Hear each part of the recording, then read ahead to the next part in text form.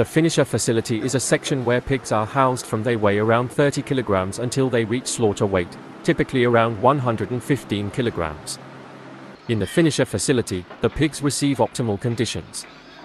The facility is designed with sufficient space, feeding, and water systems as well as ventilation. The pigs are closely monitored to maintain good health and a high feed utilization, which is essential for achieving good production results.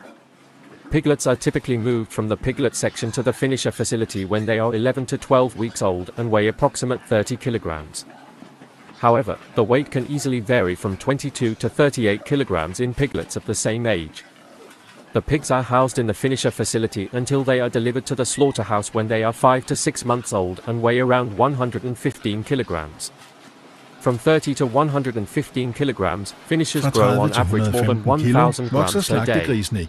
In the finisher facility, the focus is on optimizing the environment and climate, so that the pigs can grow and utilize the feed as much as possible.